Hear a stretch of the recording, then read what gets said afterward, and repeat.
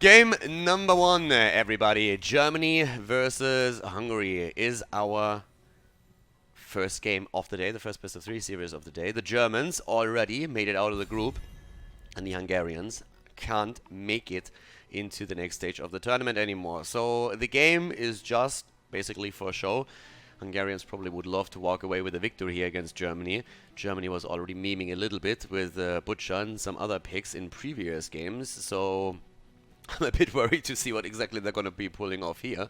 We had Lauranas and Phil with that insane Stitches and Malfurion match the other day, where they just basically hit every single hook they could probably hit and got one kill after another in.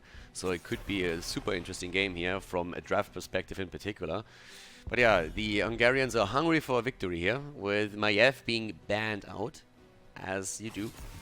I mean, Maiev is just fantastic in all kinds of choke points. When there's a little space, you can get those tether in. You can also tether a target into a stun, a root, a silence if you play her together with Stukov.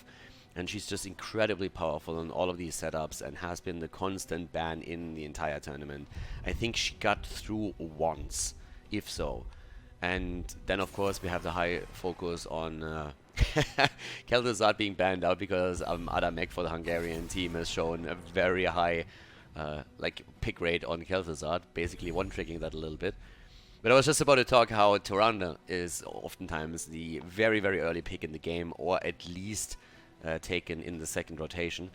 Obviously, it depends a bit on what style you want to play. We have also seen sometimes a focus on the Malfurion instead if you are trying to play together with, let's say, a Nubarak, or you need a bit of a different way of healing. But there's Diablo as the first pick for the Germans. And does that mean we're going to get a composition with a Nubarak? Are we going to get a Johanna here? Zul! Oh, I'm scared already. Zul as first pick. This could very well go full NA and end up with a Zul main tank with a double support. Zul and Chromie, Bone Prison into Sandblast, Dragon's Breath. Okay, fair enough. Let's see how that works out. How do the Germans react to this? I mean, again, Genji is still up, so you have a couple of tools to jump into those backlines as well, if you want to. And Tyrande is still not picked, and with Diablo, of course, Tyrande becomes insanely good. There she is. Tyrande and the Rat. Alright. The Australian makes it into the game. Junkrat now. It's actually already a good setup. With Junkrat you have a lot of wave clear, you have also Riptire that can definitely threaten Chromie. I mean, her 13 is going to help her quite a bit if she goes for the timeout. Bye-bye would help too if you pull it early enough. But I don't think that we're going to see Bye-bye considering you're up against Diablo, Tyrande, and have a Junkrat for displacement too. Genji's banned out on the other hand, and this is one of the things that I could have seen the Germans say, like, you know what, let's let Junkrat go for now, we go into Genji instead. But, yeah, we'll see.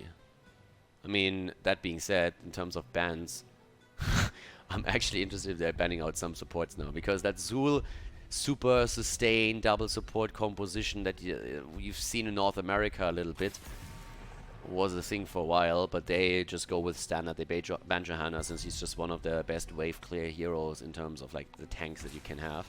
There's Uther and there's Medivh, and it is very likely that we're gonna have that Zul as a main tank. That's why I said maybe ban a support, because usually you see that happening with Uther so that you have a Divine Shield too.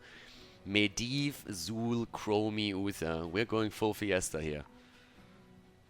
And Germany could play this totally standard, but they always brought in some interesting picks towards the end of the draft. I guess in good old German fashion, they could just wait for the first game to end and try and secure a victory and then meme a little bit in game number 2. There's Tyrael. And Kel'Thas. Pretty, I don't want to call it like super standard because you don't see those two as often on Tomb of the Spider Queen in the positions they're going to play right now. But they're still fairly standard. Tyrael is also something that the Germans are actually willing to play a lot more on the offlane now. You can really tell that their offlaner loves to play Tyrael and does that. He did that several times now on the offlane. And there's Butcher as well. Alright, fresh meat. Hungary is hungry for some meat. Widra on the Butcher. And guys, we're heading into game number 1 of the series here at the Nexus contest. So, Tomb of the Spider Queen. Let's get this thing started. Game number 1, Tomb of the Spider Queen. Hungary to the left side of the map in blue with the Harthy on Uther. We're seeing Tyrandus on Zul. Perron on Chromie with Ron the Butcher. And Adam Akel on Medivh. And to the right side of the map, their German opponents.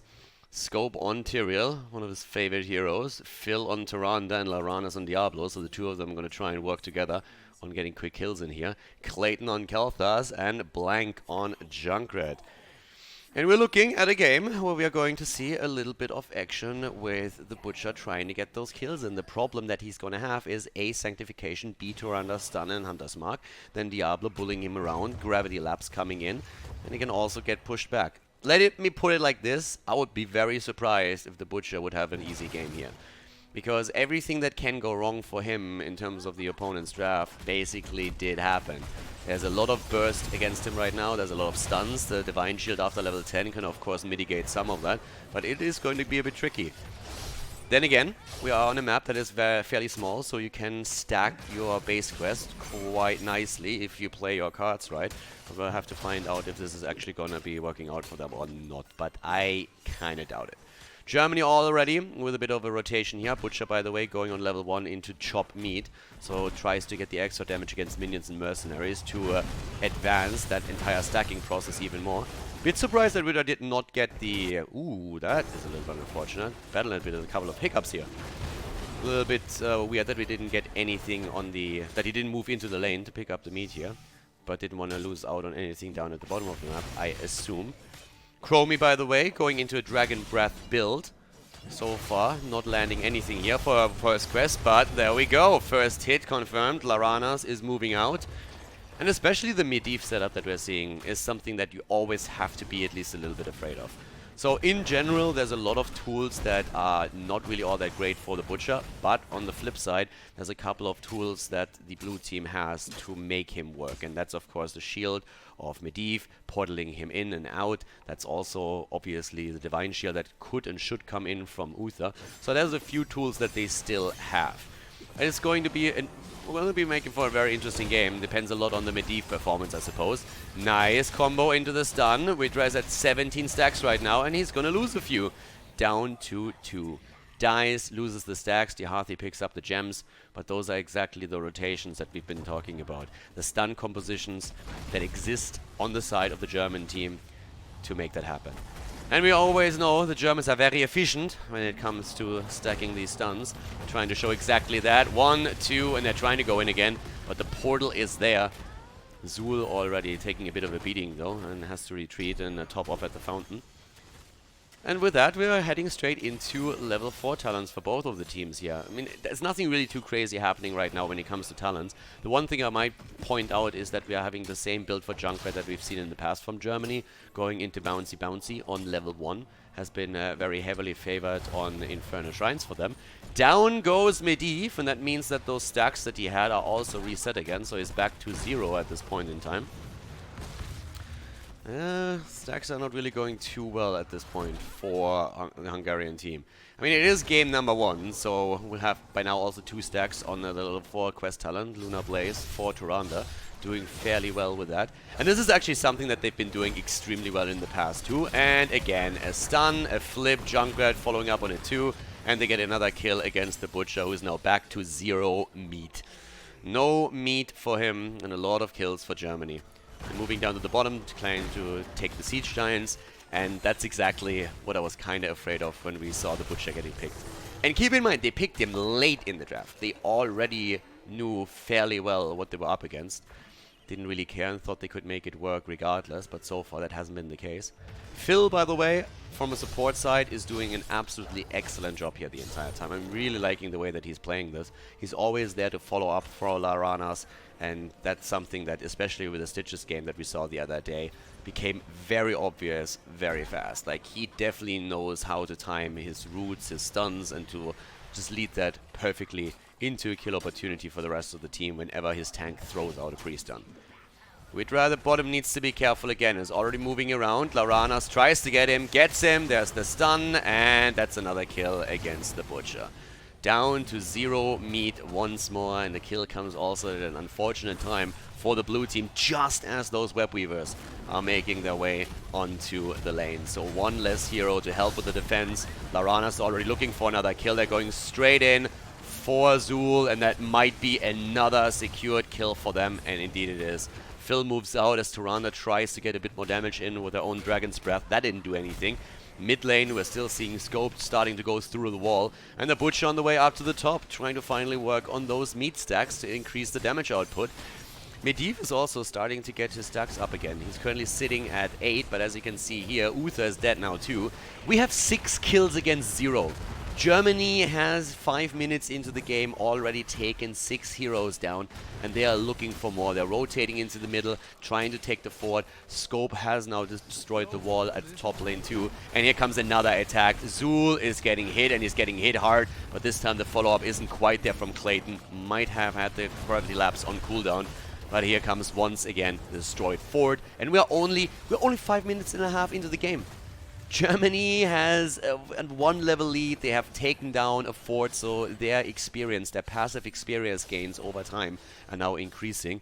We're going to showcase that a bit later, but if you want to take a quick look here at experience, right now the passive experience is still nearly identical, but Germany is already taking a small lead, and we're going to have a closer look at that later on in the game to give you guys a bit of an idea how much you can actually accomplish if you take down these forts, if you take down those keeps and get those passive experience gains over the course of time. With that being said though, we have nearly heroic abilities ready for the team. Celestial Attunement, by the way, for Tyrande, so heading into the stun against the Bone Prison and also Uther stun combos.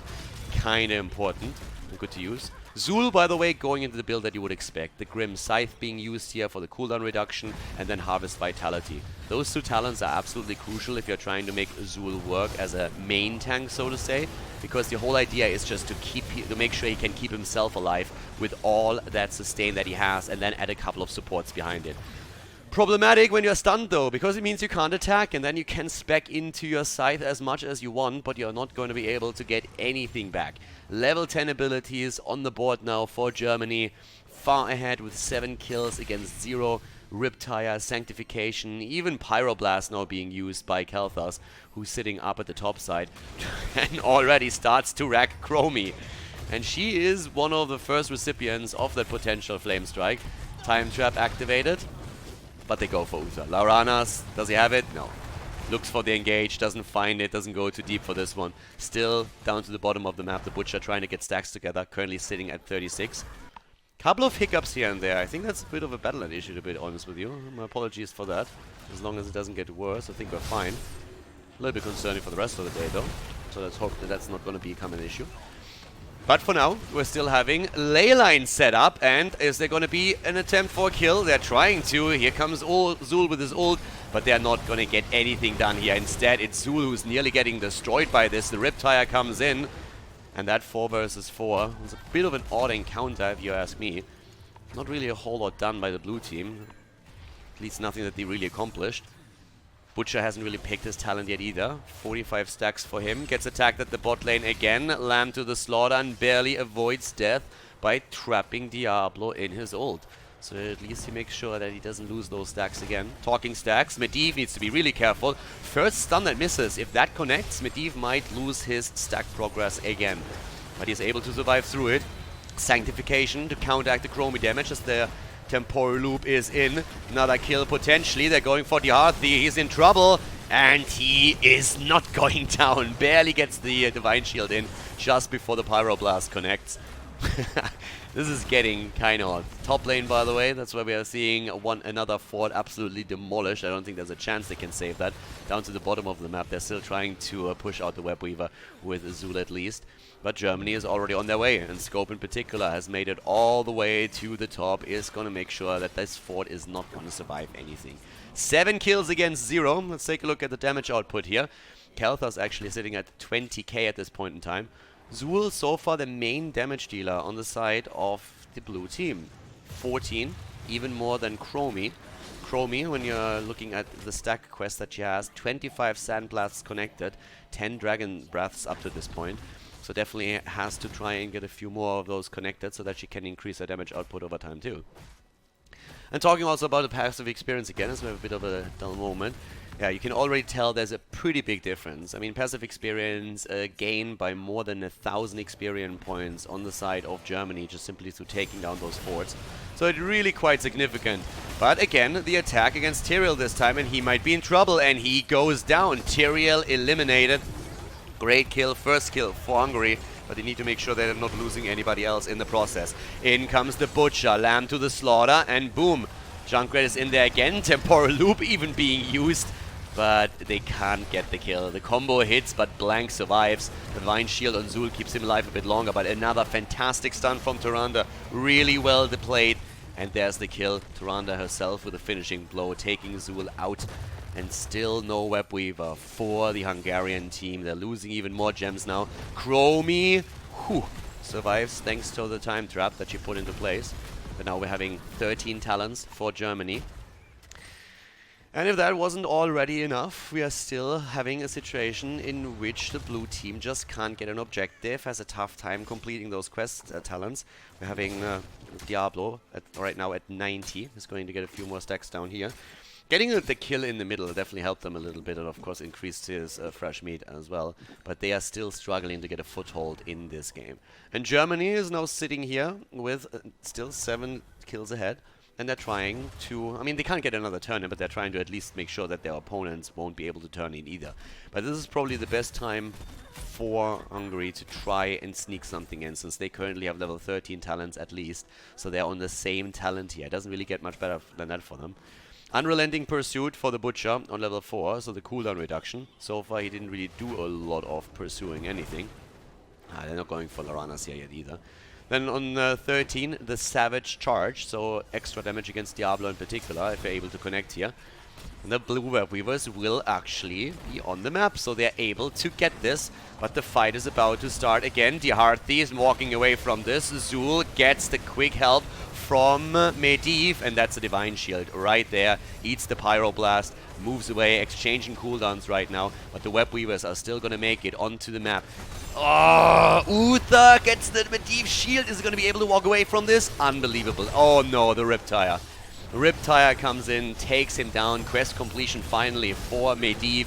But this is getting rough. Great sanctification on the side of Germany. Scope with a fantastic play here. That was dangerous for a moment. But now Zul also taken apart, and the chase is on as we see Tyrael jumping in. But Hungary moves away from the fight. And the problem that they have is the Web Weavers at the bot lane are already taken out. The ones in the middle didn't really accomplish a whole lot, because there was still a Bruiser camp that pushed in and nearly took down the Web Weavers by itself. And as Blank is now starting to take the top lane, those Web Weavers have done absolutely nothing except for pushing out the lane a little bit more. Unfortunate situation right now for the team in blue. 16 on the board for Germany. 16 against 13 now, and 9 kill lead for them. We're having also Junkrat now with the spread volley. By the way, Khaldor not going into any flame strike talents, instead living bomb all the way for him with the Pyromaniac here now as well. Laranas still interrupted as Adamakel is trying to get his damage in. Stun comes through, and that might be the end of him. Gap barely gets the shield out, but it doesn't matter. Medivh goes down, well played. Again, the fire damage comes through as Khaldor is going ham. Divine Shield had to be used once more. And here comes the kill from Diablo and Junkrat against Uther. They're not only getting him, they're also getting Zul. It's another triple kill. Germany absolutely on fire right now. Riptide doesn't do anything. Gets the wave at least. Junkrat is just sitting here, being a bit of a sad panda. And Blank barely gets out as Parent on his Chromie is trying to get a kill. Talking about Parent, by the way, he completed his base quest, as you can see at the stacks down here for the UI, so he was able to get that done. So now he has his Echo. We have 109 stacks for the meat on the Butcher, which is, I mean, better than 0, let's put it like that. But it's still far away from him completing his quest. And that's an issue. That's a big one at that. I mean, the whole idea for the team was really to just try and stay even for as long as they can, and then use the Butcher in the late game to absolutely dominate, and so far we are miles away from that happening. Germany is running the show. Another quick look at the passive experience here. Massively ahead by 4,000 by now. And I mean, look at hero experience alone. By the way, it's also kind of interesting. With 13 kills, Germany has 7,000 experience through hero kills, and with only 1 kill, we see 1,000 for Hungary. This is because of the underdeck bonus that you get when you're several levels behind and you're still able to kill some heroes. You get an advantage there, and it's currently reflected in those numbers if you take the kill amount into consideration. That being said, though, the fight still continues here for the potentially first keep of the game for the bot lane attack too. And there comes Laranas with a kill Finally, Junkrat connects with the Riptire. The problem is that the intended target was already down, but he at least got the damage in against Uther. And yep, the keep is going to fall. The fort at the bot lane has already been destroyed, and now we are potentially seeing another kill against Uther. Against Medivh. The Divine Shield is through, but Adamakel can't survive this whatsoever. So starting to go in. They're going straight in for the kill, trying to take the core down. And looks like Loranas might actually be still falling. No, not quite. No, doesn't care. Chromie falls. Core is already taking damage on the shield. And this, ladies and gentlemen, is going to be the lead for Germany in this series. Hungary just not strong enough. But Germany actually not going for the finishing blow just yet. A little bit hesitant here, trying to destroy the bottom keep as they move in, trying to go for another kill. Lorana's actually getting a little bit greedy right now, always pushing the intended target outside of the stun from Tyrande. Phil probably annoyed at this point, just like, stop pushing them away from my stun. But yeah, the Butcher sitting there, the Chattering Teeth are actually trying to catch up with him, but Butcher can't really do a whole lot here. Adamakel being attacked again, Medivh trying to escape, and should be able to, but the core is already down, and that is game. GG, well played, as Germany wins game 1.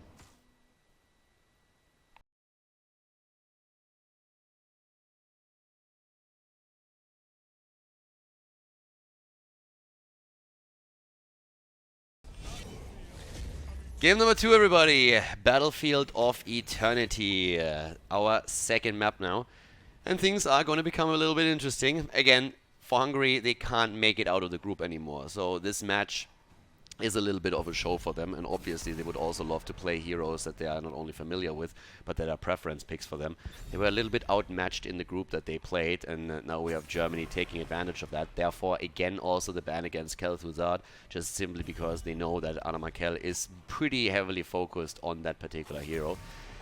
Garrosh and Zeratul both banned out as we are heading into Battlefield. Now, I wouldn't be surprised to also see Sergeant Hammer banned out by Hungary, simply because Germany already played on this map with Hammer, and they did extremely well with that. So, here comes the ban on Maiev.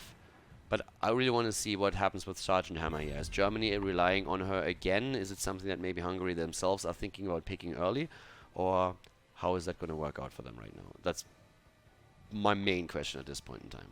Also, the position of any combo around Tyrande is important again. I mean, you can really tell how Germany is doing really, like, a lot of kill and pressure plays whenever they get access to any of these Diablo, Tyrande, Stitches, Tyrande, even with Malfurion setups. The problem is, if Hungary really wanted to address that, they would have had to change their ban pattern a bit too. But there comes Abathar and Genji. Very different style now coming in. Abathar, Genji on the side of Germany, and that is already terrifying. I mean, Genji alone is such a nuisance, and when he has an Abathar head, that makes things even worse. But hold your horses, we have Cho'Gall. We have actually Cho'Gall on Battlefield of Eternity.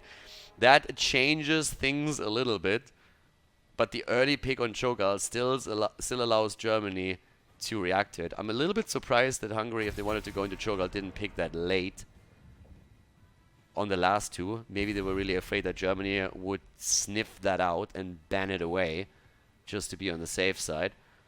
So for Germany, there's a couple of ways to react to it. I mean, you can still play Sergeant Hammer. Once you have Giant Killer, Cho'Gall has a huge amount of trouble, obviously. But then again, it comes in as a very late talent in the game. So Tychus is oftentimes a choice against him. You can put Leoric on the solo lane.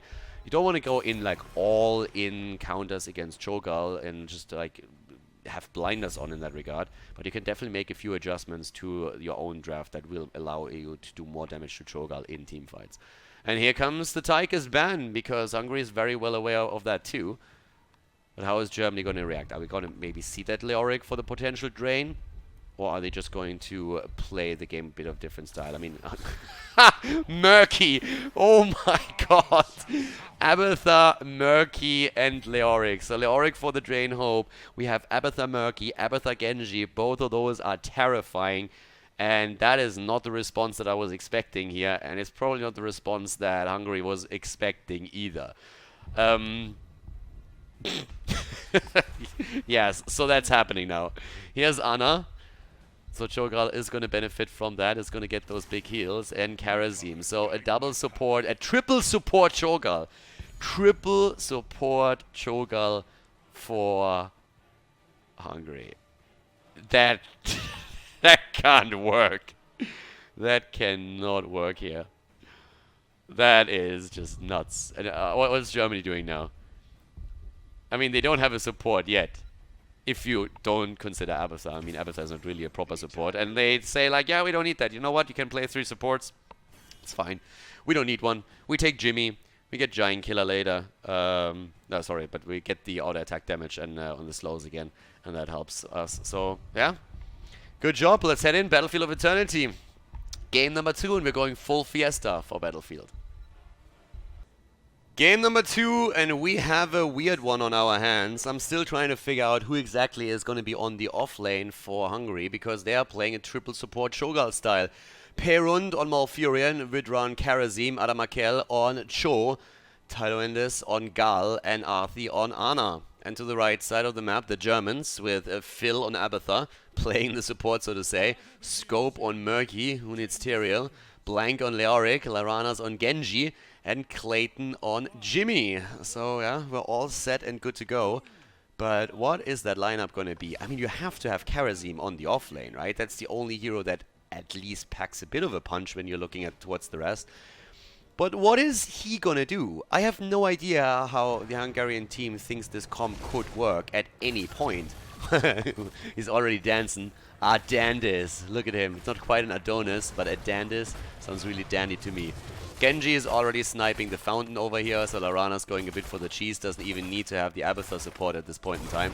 Murky is moving in and just saying like, I'm Merc, I die, I'm Merc again. But yeah, they get an easy fountain, so that already worked out for them. There's a little bit of a start. There was a question earlier if the janitor Leoric has to clean up Murky slime, and to be honest, I don't know.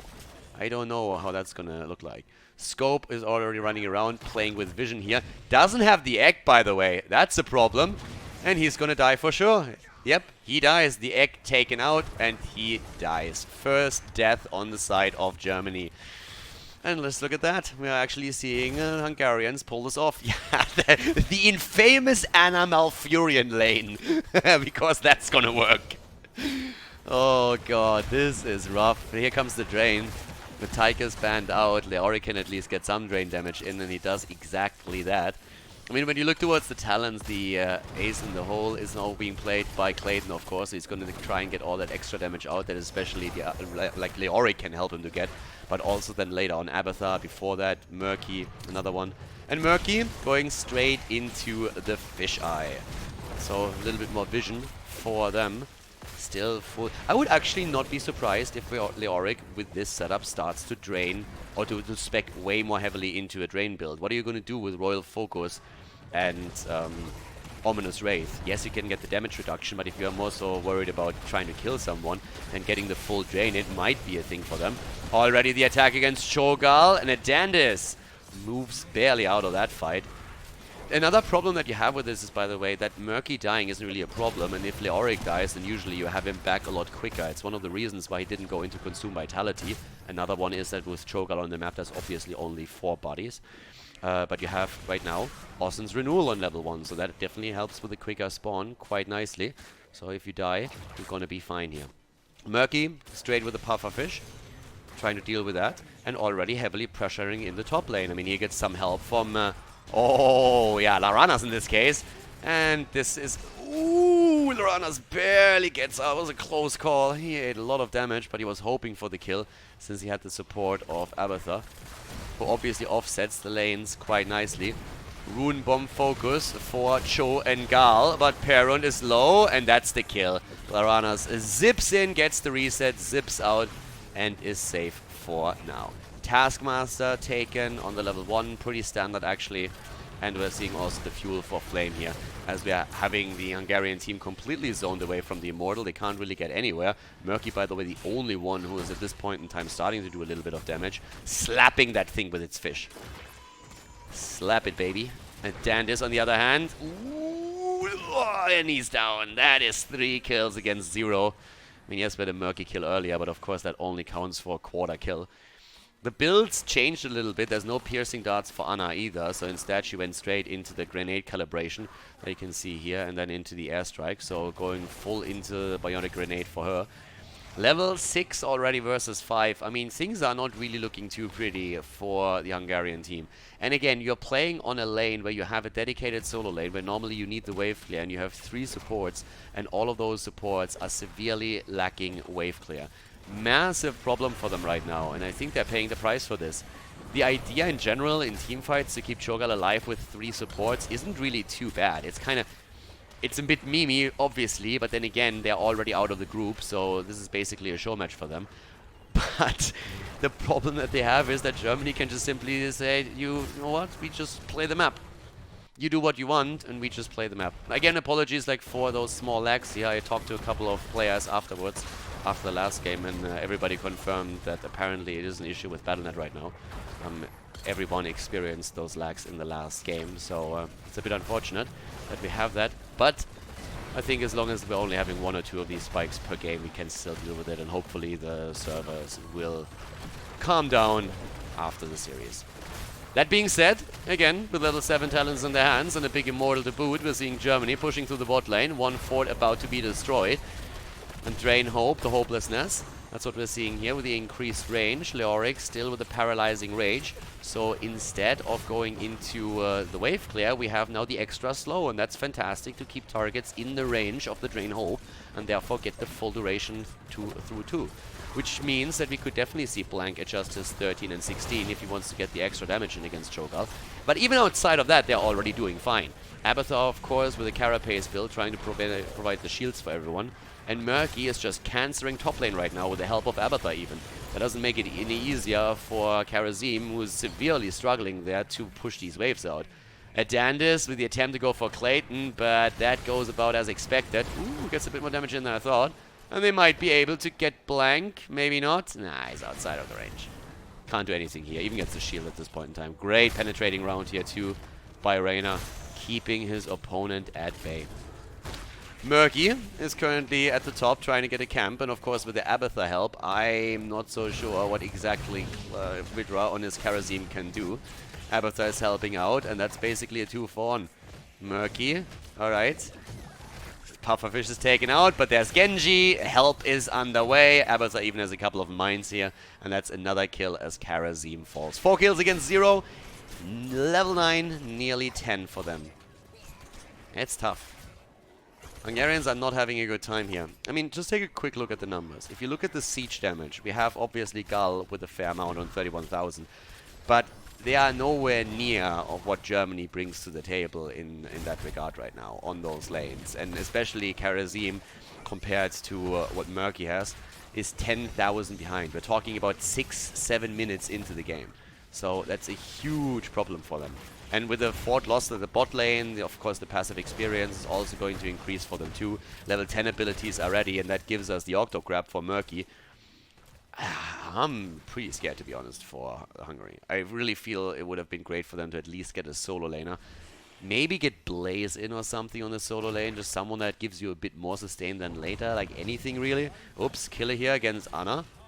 As even the Dragon Blade is being used, and they're trying to also prepare for the next Immortal here. 2 levels ahead, no heroic abilities for the blue team. How do you even get close to the opponent Immortal in the setup?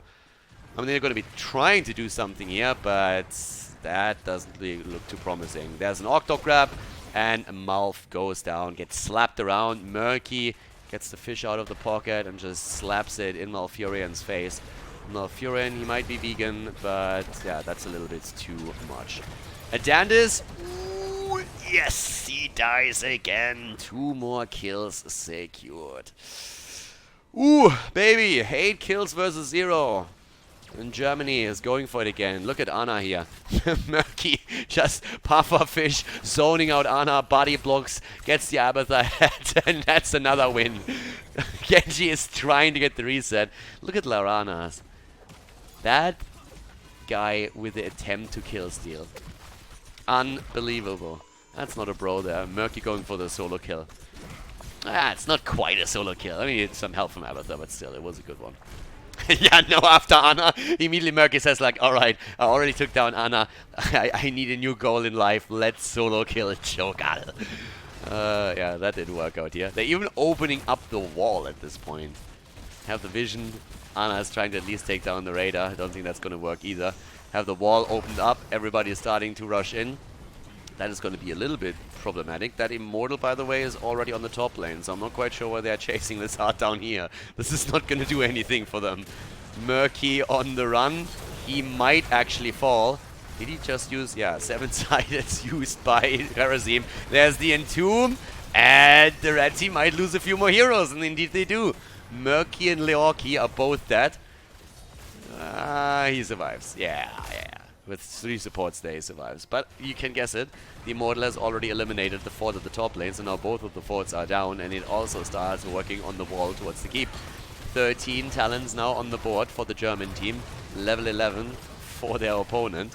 And with level 13, we're now also getting the Soma transference. So even more heals whenever Murky or maybe Genji want to go deep. By the way, still the Ominous Wraith taken by Leoric. So he still wants to make sure there has that damage reduction. It's actually kind of nice against Cho'Gall, just simply because you get a 2-for-1, so to say. But if you can go for the quick drain and get the extra drain talents, if there was ever a game where you would go drain talents and where you could get a lot of value out of it, this would probably be it.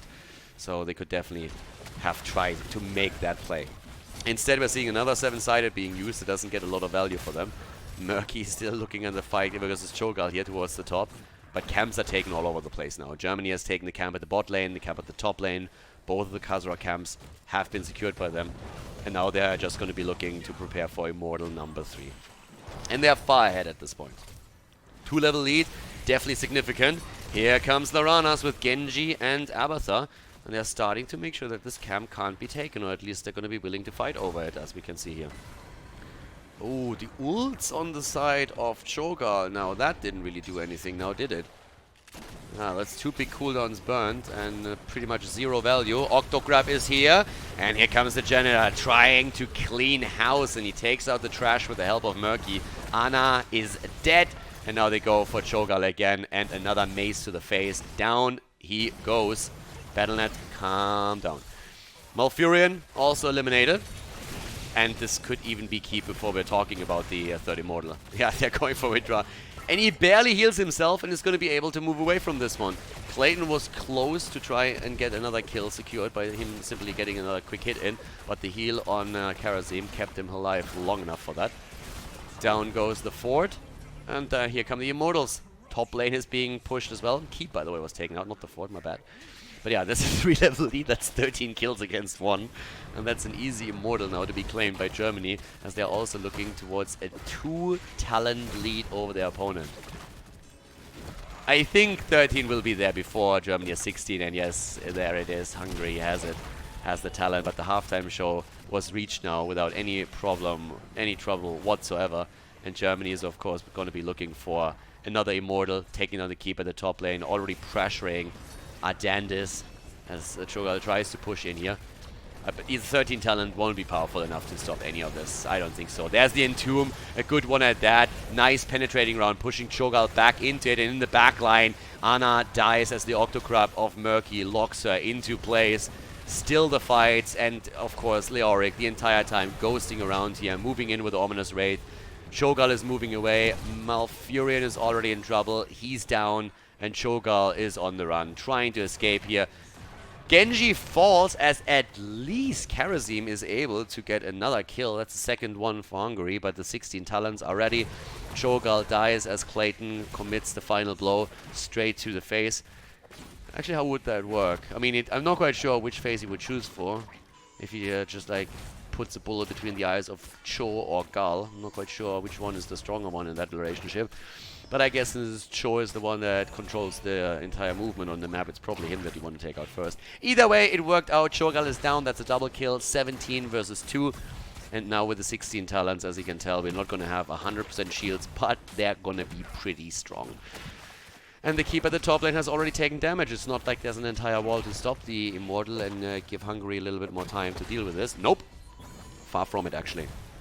Instead, we're going to see the quick elimination of the last remaining keep on the Hungarian side, the last structure, and then the core is likely to fall. With that massive lead in stats alone, this is going to be extremely difficult, if not impossible, for Hungary to defend. Germany is already making their way through the bot lane, through the top lane. Murky is here, is going to deal with the waves, going to be throwing a couple of pufferfish out to make sure that the catapults are reaching that core even faster. And here comes the attack from Germany, another drain, hope any second. Yep, Leoric ghosting in, waiting for the swing, and the drain hits both. There's the 7-sided, and the ult from Cho'Gath as he's actually hitting 2, and that's the end of Leoric. Can they defend here? Down goes Malfurion, but Reyna has fallen as well, so there's actually a chance that they're going to be able to defend their core. But Ana dying as Lauranas goes in with the Dragon Blade. It's probably going to put a bit of an end to that. Phil still on the copy from Abathar, but the core is now going to be under attack as the keep falls and catapults are pushing through the bot lane. Germany so far doing a fantastic job in this series. 19 kills against 4, and the shields are falling. Wave after wave is pushing in, the desperate defense that we're seeing from Hungary, and Germany is just dropping that core. Easy peasy, no chance for the blue team to turn this around and force game number 3. Germany takes the lead in the group, they win all their matches and claim victory here on Battlefield of Eternity with a 2-0.